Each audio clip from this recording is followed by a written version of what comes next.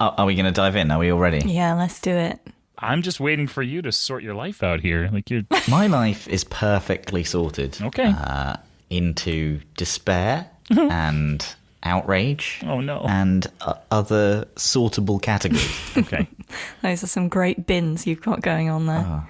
Did you just describe my life being in a bin? That's not very nice. Organised chaos, right, Matt? There is a little bit of that, yeah. So this is our first recording of 2022 then. It is, officially. Yeah. Wow. Does this mark 3 years that the podcast has spanned across? Calendar years.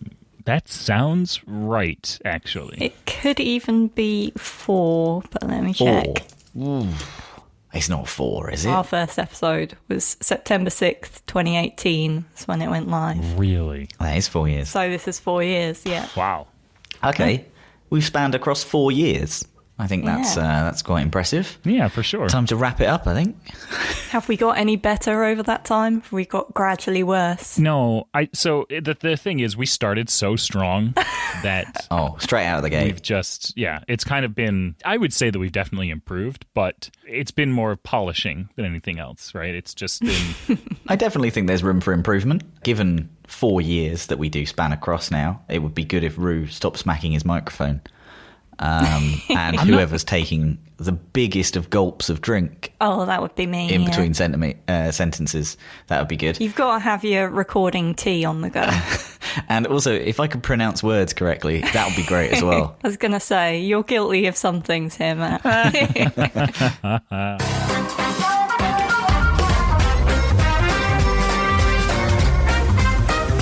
So I think the big news that we start the year with is that we've raised a Series C at a staggering $620 million. Just a small amount. Which is the largest ever raised by a Canadian company. Wow. It's impressive. This is the second time we've hit such mark. We did it with our first round as well. I remember when I heard about this round, I was like, but wait a minute, I don't understand. Like, that's way more than the first round was. What is happening right now? So yeah, it's really something. It is. So the first question that people are likely to ask is, why?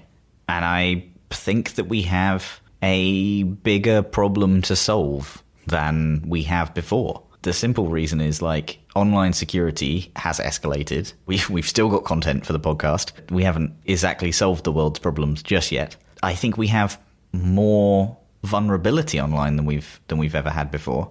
And there are also more technological standards that are competing. And all of these technological standards and, new ways to log in haven't made anything easier. They have, in fact, made things more complicated. I now need to choose the method that I sign in, as well as remembering how I did it, what path I took, and all those kind of stuff. Like, navigating the online security world is incredibly difficult these days. Even I, who, works in technology, and I would call myself fairly tech savvy, it's wild what is out there and, like, we are trying to navigate. Just from a personal sense, do I turn on iCloud reroute technology? I've forgotten what the name of that is. Private relay? I turned it on and I thought, yeah, I feel pretty good about that. It's like a VPN, but it's from Apple. And then, like, it started doing really weird stuff to my entire network because I run a Pi-hole thing as well. My goodness, it's so difficult to navigate these days. One thing that this investment will allow us to do is make 1Password the center of all of this and try and allow us to protect people's most sensitive information and kind of integrate both work and home, which seem to be a lot closer these days, and just make everything a bit more human-centric and easier, I think is the best way to put it. For more coherent words on this, probably see our CEO's blog post. Sounds great. And obviously we're launching our new 1Password confectionery line, right? I mean, of course. And pastries. Yeah. I think that would be pretty good. Yeah, like pastries, cakes, chocolate. I would like the spin-off brand of one pastry. I think that would be pretty good. I'm not sure if the investors know. That wasn't in the, the deck. That wasn't in the original pitch. It wasn't in the deck. But I do feel like everybody's on board with pastries, right? Yeah. Anna's gluten-free, so I feel like this is probably going on deaf ears. But, I mean, really, Anna, you don't know what you're missing. They're the best food, and I'm sorry. We're going to cater to every dietary requirement, okay? Okay, well, gluten-free pastry is not a thing. But yeah, I think this is some really cool news, and I'm really excited that, coming from a design leader within the company, that this is so focused on making our software scale and is human-centric, solving some really important problems. And definitely take a look at the microsite that we launched as well, to talk about the future of 1Password and the kind of things that we want to do. We're bandying some ideas around in there, asking for kind of thoughts and feelings on it, which is great. Nice. We also have some bigger news though, right? That our episodes are now available on YouTube. Oh, yes. And That's the biggest news of the week. And we're going to start being active in the forum as well. If you're in the 1Password forums, first of all, congratulations. You are at that point a super fan, I think. You know, you go there and you want to voice your opinion. You can now do that around each podcast episode. So if you have any questions, if you want to add to any of the stories, or you want to bring us stories, that'd be great. Yeah. You go to onepassword.community. That is a top-level domain, so it doesn't need a .com or anything. Just .community, onepassword.community. And then navigate to the lounge, and then that's where we're going to be posting a thread per episode. Excellent. There we go. Sounds great. When you do visit us on YouTube, do make sure that you like, comment, subscribe, and smash that bell so that you know when we post new episodes. Okay, so I've lost all of the show notes. See, slick as ever after 4 years. There we go. So I think we can jump into some Watchtower Weekly. Oh, Watchtower Weekly is our segment named after our Watchtower feature in 1Password that helps keep you safe online. We've repurposed it for the podcast, where we cover the top tech stories that have to do with security breaches and other terrible behavior that happens online. So we'll take you through some of that now. And I think, Matt usually spearheads this, so we'll just hand it over to him. That was a terrible lead-in. That was awful. I love that you always include meta information in your intros. It's just like, you can just end a sentence and then someone else will pick it up. You don't have to then but I feel very safe, handed the baton so clearly. I now know that I'm leading this. He didn't say drop it in here, so I didn't. That's a win, right? That is a benefit. That's a new year, new rue. So this first one is Norton Antivirus now comes with a crypto miner. I'm not sure this is a feature that they're advertising. On purpose? But Norton Antivirus, the security company, is facing renewed criticism after its decision to bundle a crypto miner in with its antivirus service. The feature was introduced in June 2021 to some users, allowing Norton 360 subscribers to mine for Ether. But the company has started a wider rollout recently. At this time, the move was criticized as an opportunistic attempt to capitalize on the crypto boom. Irrespective of the environmental impact or the financial risk to some users. I actually think the environmental impact is worth stating. I think they are very, very close to fixing that. That would be good. It would be good. So some users are upset because the mining software is installed automatically as part of Norton 360, and the software pushes mining on users through a prompt that says, turn your PC's idle time into cash. Not only that, the software will even set up a secure wallet for you, all for a mere 15% cut of the proceeds. That's what you're waiting for, right? Effectively taking a commission. Now, Norton customers have taken to Twitter, surprisingly, to complain that the crypto miner is far more difficult to uninstall than it should be. Others suggest that it should not be installed on machines in the first place without explicit consent of the users. There's so much to unpack in this one. The situation went from bad to worse after Norton replied to an original tweet pointing out that the crypto miner is an opt-in feature only and is not enabled without the user's permission, which sparked a series of angry responses. This is what Twitter is made for these days. One said, if it's opt-in, why is it installed by default and not removable without getting rid of the whole antivirus software? Others suggested that Norton should stick to its lane as a cybersecurity company. In a statement, Norton attempted to once again clear up the confusion. Norton Crypto is an opt-in feature only and is not enabled without user permission. If users have turned on Norton Crypto but no longer wish to use the feature, it can be disabled through Norton 365, or Norton 360, degrees, not days, I guess, by temporarily shutting off tamper protection, which allows users to modify the Norton installation and deleting encrypt.exe from your computer. Oh, nice and easy then. clarifying that Norton does install a crypto miner with its software without making that clear in the initial setup process. But it isn't going to do anything unless you specifically opt in. So it's not a situation where you'll install the security suite and instantly start seeing your computer lag. I mean, that's unless Norton Antivirus makes your computer lag, which is pure speculation, I've been told to say. We would absolutely advise against this. It does introduce complexity and potential security issues to users. And also, if you want an antivirus software, you want to install an antivirus software. If you want a crypto miner, go for it. Go to town. I don't like this. I don't like all of this. Not one bit. This is awful. It's been a long time since you've used a Windows machine, right? So antivirus, do I need to explain what that is? Or Yeah. I mean, I've never owned one. So you've never owned a PC? I've never owned a PC. No. Whoa. What did you play The Sims on? Yeah. My Mac. Oh, okay. Well, that probably lagged like it was running a crypto miner then. This is an awful, awful idea. Like, who? I don't know how it made it to market. I really don't. How could this have possibly gone through? My one complaint is that antivirus software lags your computer so much sometimes as it's scanning every single file. And for some reason, it always chooses to do it and update at the same time, right when you turn the computer on. And so to add crypto mining into that, you can tell why they did it, right? 15% is quite a large percentage. Yeah. But it kind of strikes me as a bit of a bot network. It definitely is. Taking inspiration from all the software that they're trying to keep off your computer. Yes. It undermines the whole product, right? I think so, yeah. Did they shout about this when it was announced, when it was introduced? I mean, it's one of those features that I wouldn't shout about if it was released. No, just slide it underneath the radar. I'd sit on my 15% and not look at Twitter. Yeesh.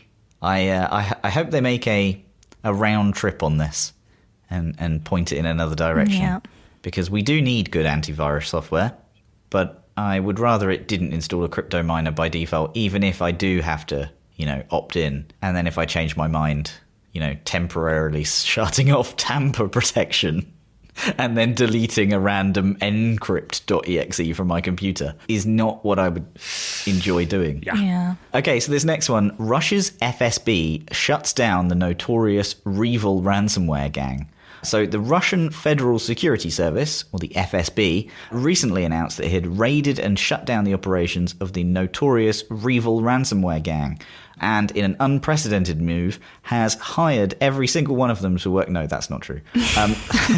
The unprecedented move, which will undoubtedly send a message to other ransomware groups operating out of the country, saw the Russian authorities conduct raids at 25 addresses across Moscow, St. Petersburg, and Lipetsk, regions that belonged to 14 suspected members of REvil. The gang, which shut down its operations in July before a failed comeback in September, is believed to have orchestrated some of the most damaging attacks of last year, including those targeting the Colonial Pipeline, JBS Foods, Kasaya. The FSB said it seized more than 426 million rubles, which is about $6 million, as well as 600,000 in cash, crypto wallets, computers, and 20 high-end cars.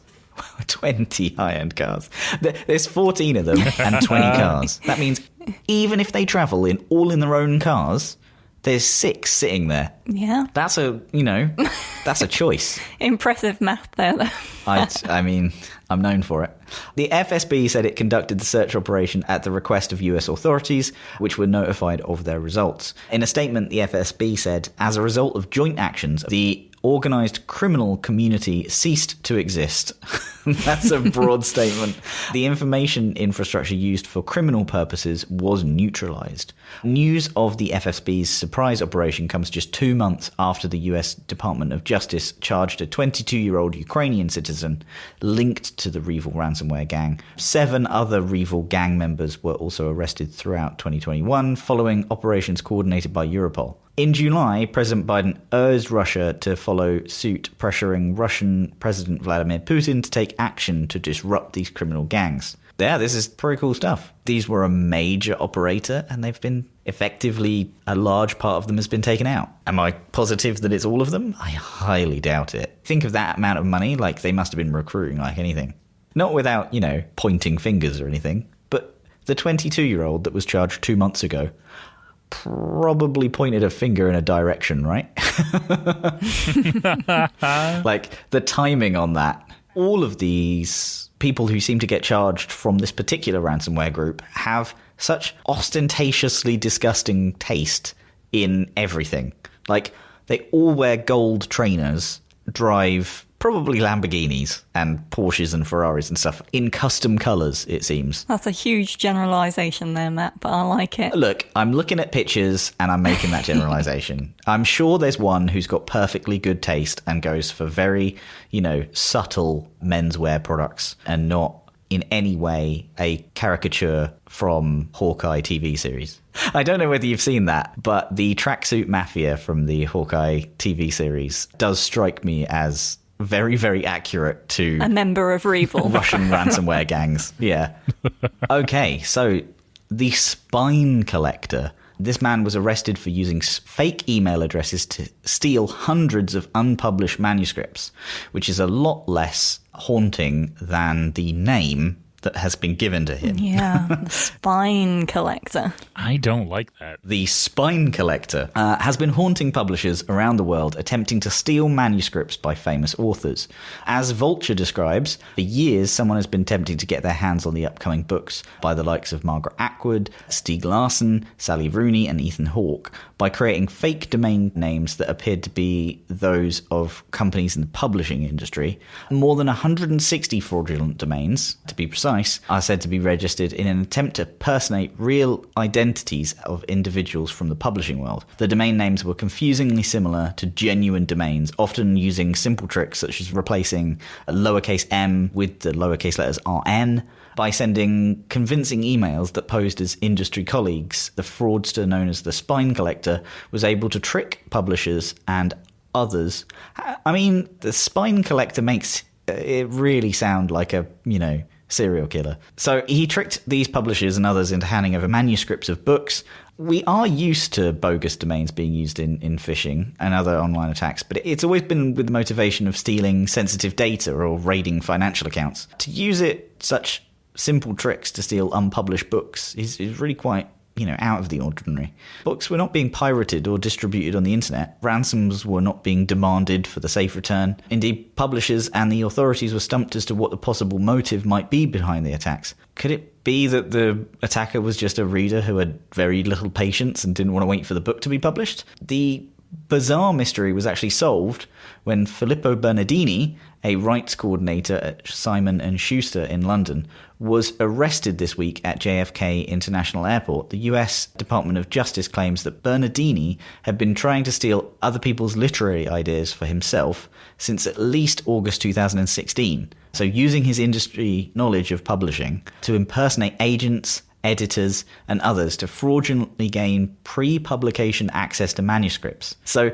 Simon & Schuster is reportedly shocked by the allegations against Bernardini and has suspended him while investigations take place. The 29-year-old Bernardini could face as much as 22 years in prison if found guilty, which is a long time for, stealing books. Being the ultimate book fan. Yeah. It's very weird, this one, because there's a line, right? Like, I could understand 22 years in prison if he was publishing these beforehand and to steal the ideas is a very odd way. Like, it's a lot of effort to go to not, come up with ideas.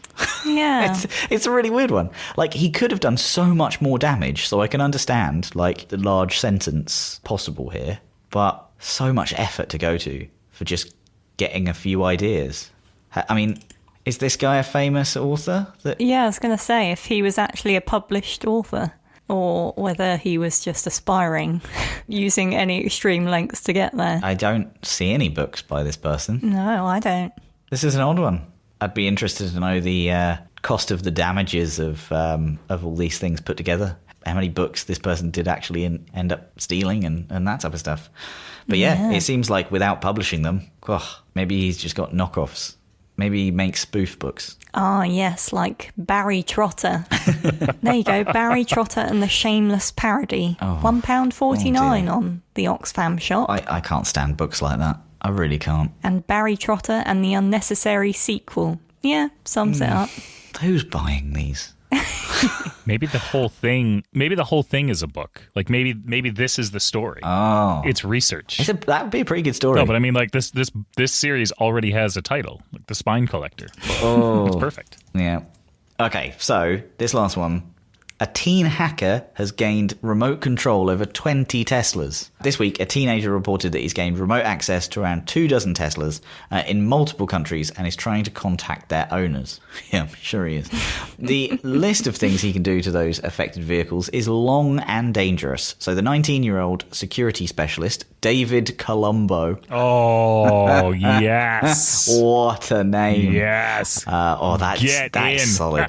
10 out of 10. So he reported in a Twitter thread that he'd gained control over 25 Teslas in 13 countries without their owners knowing. He doesn't want to disclose exactly how he did it. Oh, this is going up in my mind. I thought this was a bit of mischief. It looks like it's a genuine investigation. Until he reports the vulnerability to the non-profit MITRE. However, Colombo did say, I love the fact that we're calling him Colombo. So good. Colombo did say, I don't know about that, you guys. I can't remember what Colombo's favourite phrase was. It just went straight out of my head, so I apologise in advance that wasn't it. Colombo did say it was due to errors on the owner's part, not a security flaw in Tesla's software. So it's a user flaw in Tesla's software. Like if you can accidentally hand over remote control of your car, I think in some part Tesla might have some blame. Colombo said he could search the precise location of each car, disable their security, open their doors and windows even while they're on the road, play music and YouTube videos at full volume and more. While Colombo can't remotely drive the cars, he could steal them if he were at their physical locations. Tesla's security team has already told Colombo they're looking into it. Even though Colombo says this isn't Tesla's fault, it could be still a PR issue for the company, right? Painting the cars as ever more vulnerable in the consumers' minds. Near the end of last year, Tesla recalled a significant number of vehicles sold in the US over trunk lid problems. The incident could also affect the development of Tesla's self-driving mode, which is still in beta. This is an interesting one. I think like the more we make things smart, the more things are obviously going to become vulnerable. So like Teslas are the smartest car out there. Of course they're going to be racked with stuff like this. We shouldn't look at that as a negative thing against Teslas, against any other type of car, just because they are, more technologically smart. But at the same time, I think the responsibility that Tesla have is more than other manufacturers. Yeah, I really don't like the idea of adding self-driving mode into the mix here. Surely that just adds a whole other dimension. Yeah, I mean, I don't like the idea that someone could brickroll my car from a different country. Yeah. Constantly as well. Oh, can you imagine that? There's some annoying kids out there. This would be a pastime. I can barely control one car at a time in Gran Turismo. I can't imagine this kid doing 20.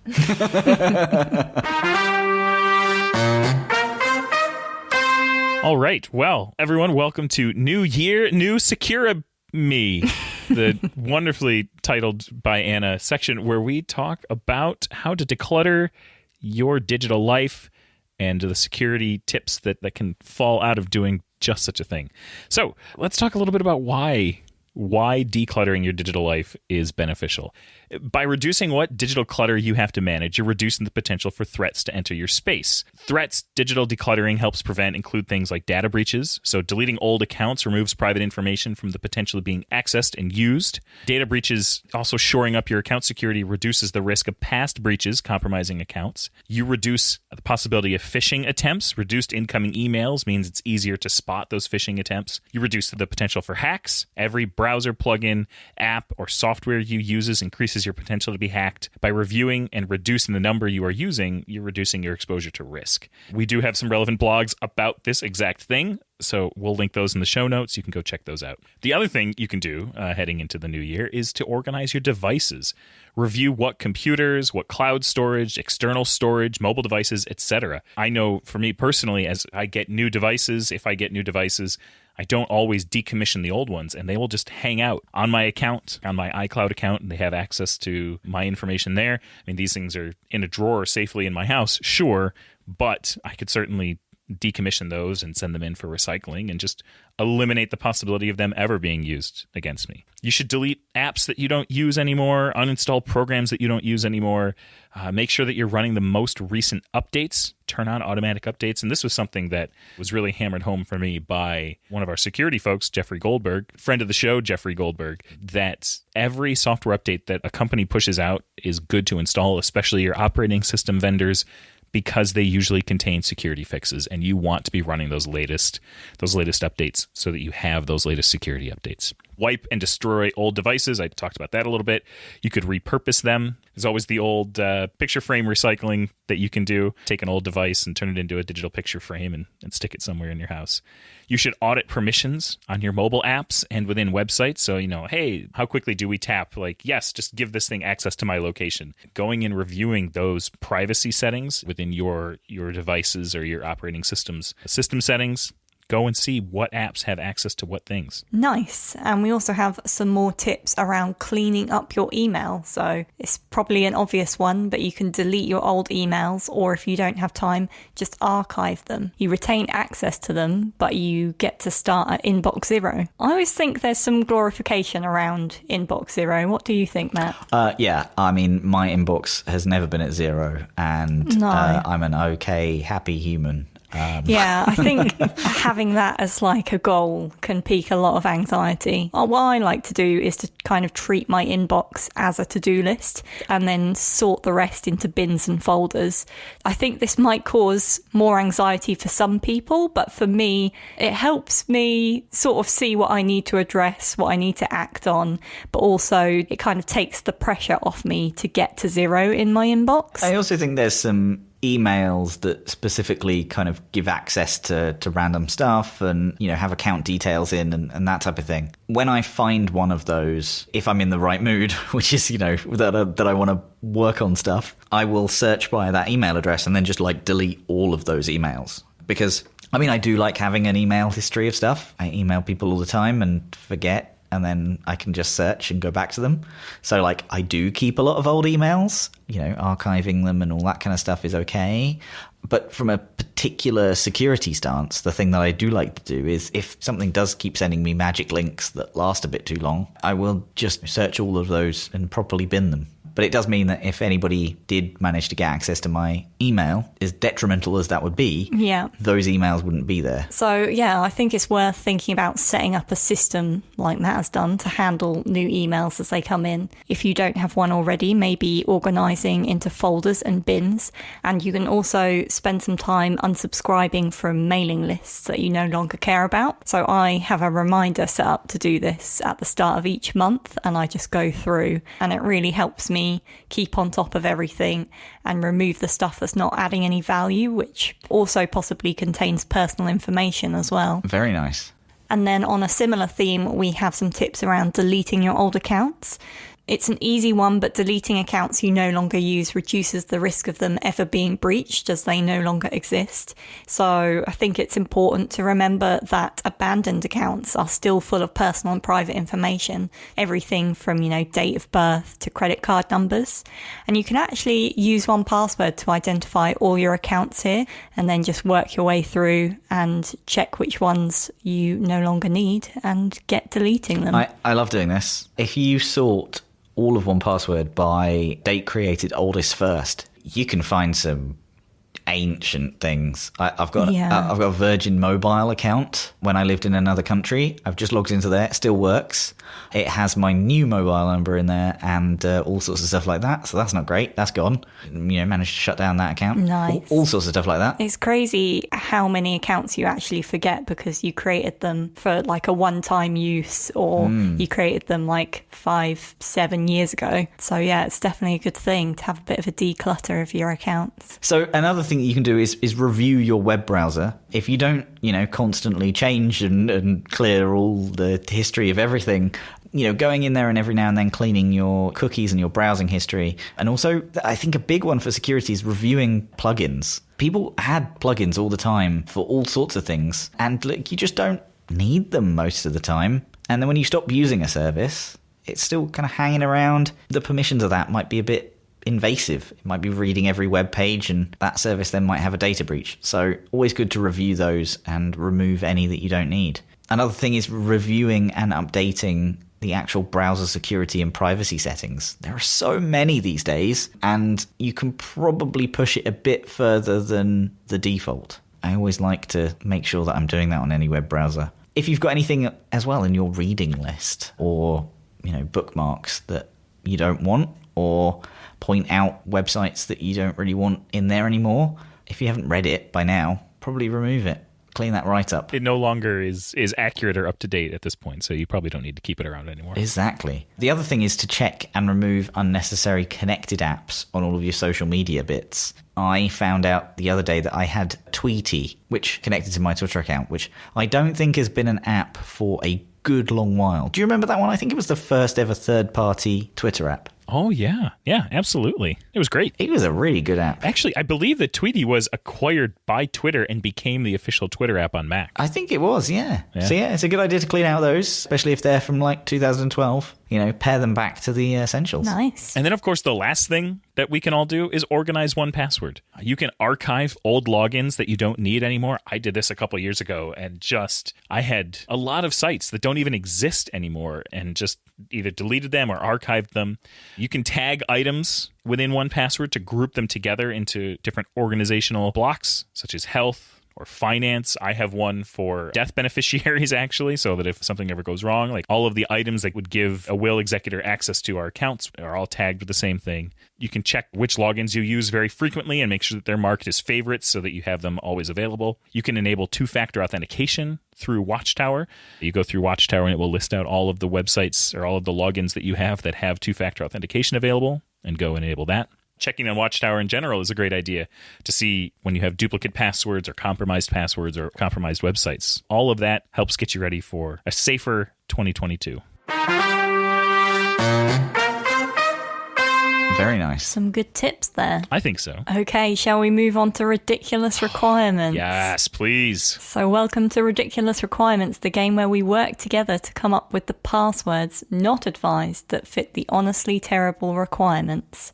So this week, the requirements are: it must contain at least 3 Bond theme songs with a single word title. Oh no. It must not contain any songs by Shirley Bassey. Come on! 2 of the songs must end with the same 3 letters. 1 song must feature a part of the body. And it must end with the numerical code name for James Bond combined with 2 letters signifying characters from the franchise. So there you have it, a James Bond themed ridiculous requirements. I want to make a website that has this as like, I really want to play this as like a text-based game. I'm really tempted one weekend to just build it and just have ridiculous requirements. Just be like, okay, we need a password generator for this, but it's gonna be of Bond songs. Okay, so must contain at least 3 Bond theme songs with a single word title, but nothing by Shirley Bassey. So yeah, Goldfinger's out, right? Goldfinger was Tina Turner. No. Nope. Goldfinger is out. Goldfinger. That was definitely Shirley Bassey, like 100%. That was definitely okay. Yeah. All right. Iconic Shirley Bassey. Yikes. What was Tina Turner then? Moonraker. No, I don't know. No, that was Shirley Bassey. No, come on! Okay, 1 word Bond themes. Thunderball, who did that? Thunderball, not Shirley Bassey. Okay. That is one of the words, yeah. Who sang that? Michael Ball. No, Tom Jones. Tom Jones. Tom Jones, there we go. Right, Thunderball. It's not unusual to be loved by anyone. Moonraker. Oh no, that was Shirley Bassey. What's the other one? Skyfall. That was Adele, right? Skyfall was Adele. Yeah, there you go. Skyfall is one of them. At the Skyfall. So you've got Thunderball and Skyfall, and they both end with the same 3 letters. So you've got those 2 there. Hang on, what? What 3 letters? Oh, I was... 2 of the songs must end with the same 3 letters. Right, okay. And 1 song must feature a part of the body. Okay, all right. So we did Skyfall. We did... wait, what was the first one? Oh, Thunderball. GoldenEye. Yes. Oh. It is GoldenEye. Oh, of course, that's the Tina Turner one. That is the Tina Turner one. Bum. GoldenEye. Yeah. It's great. The best thing to come from this round is Rue singing the lyrics of all the Bond songs. Okay, I'm going to say it. GoldenEye, best Bond film. Agreed. Yes. Yeah. Let's continue. Nope. This is not. Nope. I'm going to say Casino Royale. No, I'm sorry. This wasn't a discussion. it wasn't. Just the emotion that those three just bum, bum, bum, bum. That's all. That's all you need. Oh, Such a good film. so How'd it go, Matt? Bum, bum, bum, bum. yeah. Oh. Right, so we've got those three. So hang on, what were they? Skyfall. Let's write this down. You're getting serious about this. Well, let's Right, down. Skyfall, Thunderball, and GoldenEye. GoldenEye. Yep. Yeah. Right, and then we And it need... must end with the numerical code name for James Alright, so- Bond, Right. combined with 2 letters signifying characters from the franchise. So MQ. 007, MQ. MQ. Yes, well done. Oh, very nice. Skyfall, Thunderball, GoldenEye, 007 MQ. Very nice. Please don't use that as a password No. because, like, it does look like a good one, but we have discussed it on here now, so it's probably used. It's already bad. It's a good one to remember, though, isn't it? Yeah. Yeah. It really is. I've already forgotten what the name of the second song was. So maybe not the best one. But... Well, that is it. The end of our first episode of 2022, not counting the one that we pre-recorded last year. Always revealing the magic. I mean, it was a best of bits, really, wasn't it? Which is always the way where you pre-record one. So I think we're just following suit. But yeah, needless to say, love you both. Yeah. Love Love you you both. both.